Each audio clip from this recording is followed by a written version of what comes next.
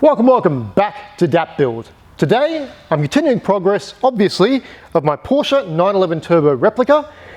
I've got it flipped over again, and of course now I'm going to be starting on the underside of the pan, well, the skeletal structure anyway, that is. And this by far is the most diciest thing I'm going to have to do to this car.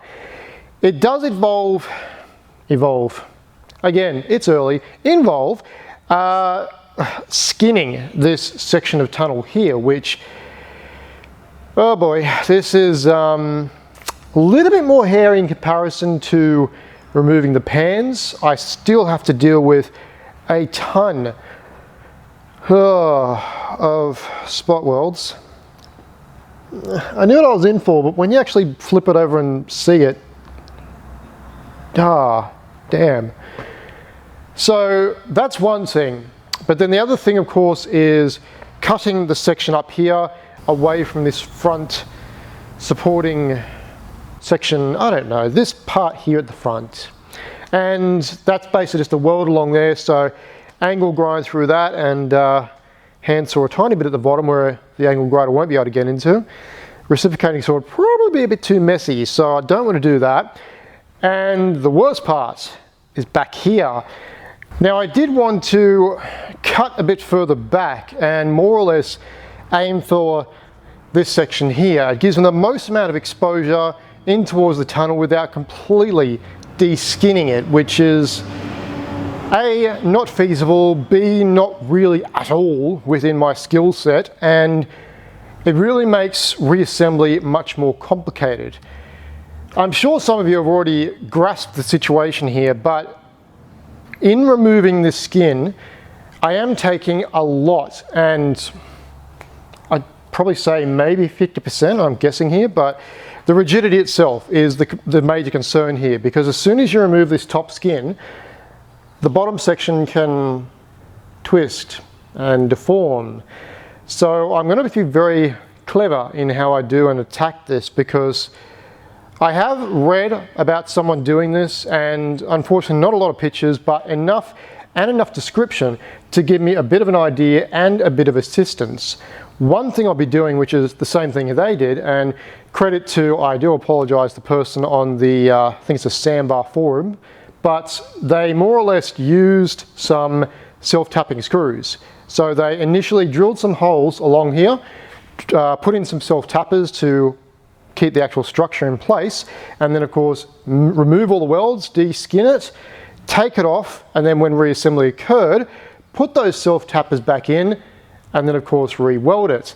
That is exactly what I'm going to be doing. It makes the most amount of sense, and of course it does mean that when the skin goes back on, it is in mostly the correct spot. So drill that, put those in, de-skin, clean out, fingers crossed for a reassembly. And of course I am going all in here. As I've said before, I'm still on the hunt for a clean chassis. So I do want something that, well, is in better condition than this obviously, but it's the fail-safe.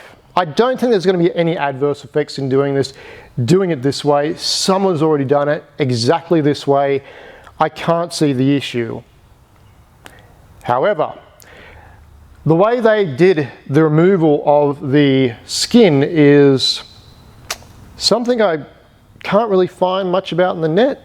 So I don't really know exactly what he did, but realistically, I'm just going to be doing the same method I did on the underside and really hoping for the best. I've got to be just, I don't know, take my time.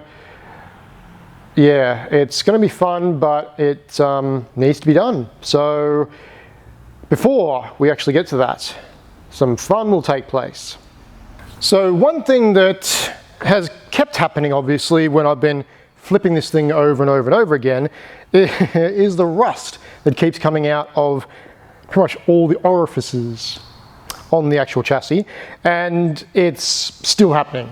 So what I've got an idea to do is, before I even start to de-skin, because as soon as I remove this, I might give it a cloud straight in my face. And of course, we've all seen that episode of The Simpsons.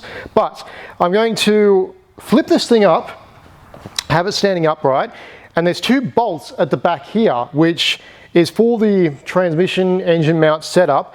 I'm going to remove those, which means it is a clear passage straight through the tunnel out to either side there. And of course, I'm just going to bang along the actual chassis. So I have my trusty rubber mallet, and I'm going to go to Gong Town on this thing.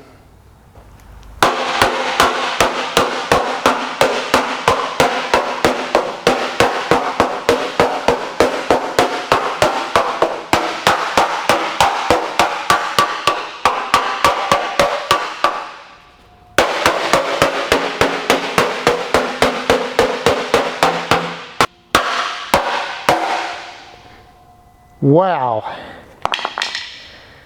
Oh, it's better. I honestly expected more, I did. It's still an impressive amount, but far out, that is. Oh yeah, that's nice. That's the insides of the car right there.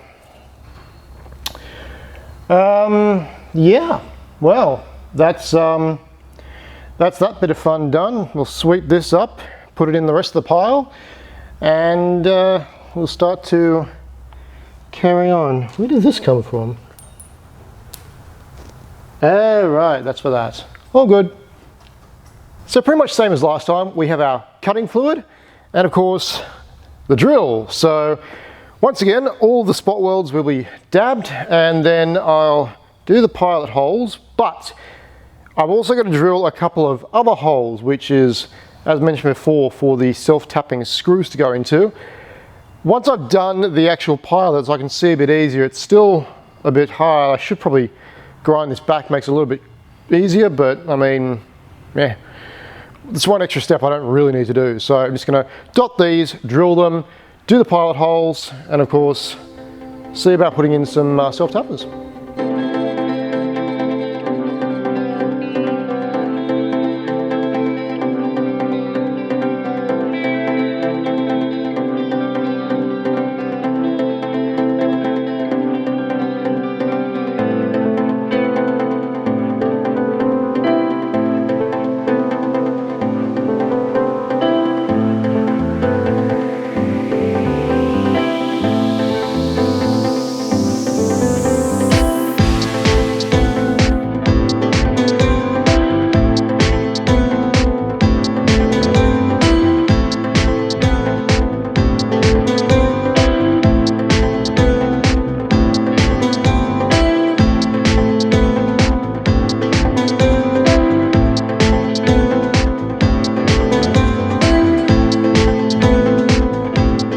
Once again, we are at my favorite point in the game.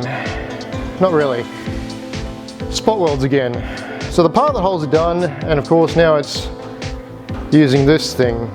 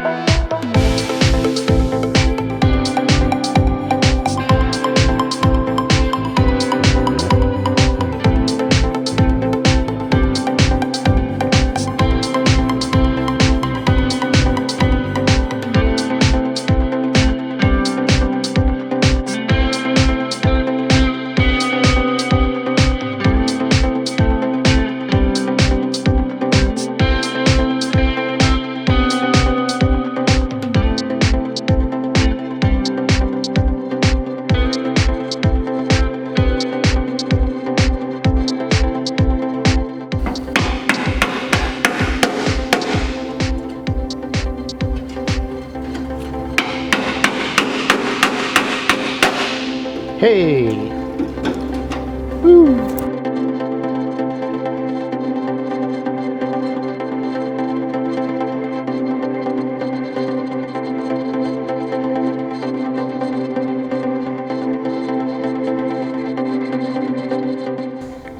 It's separated, so that job is done, at least on this side. I obviously still have to do the other side.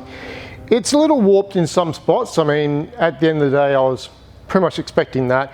That can be fixed. That's relatively straightforward. So for me, that's pretty much it, because I'll do the other side off camera. There's no point filming that all over again. And then hopefully the next episode, we're going to reveal the crunchy nougat inside, so that'll be fun. But yeah, I'm not looking forward to it, but at the end of the day, I need to get it done so we can progress forward. So anyway, that's going to do it. So as always, thank you very much for joining me. Like, subscribe, comment below, etc. Tell your friends, tell your family, tell your neighbor that if he's ever going to bite his tongue, do it when he really needs to talk. Freaking killing me right now. Anyway guys, until next time, cheers.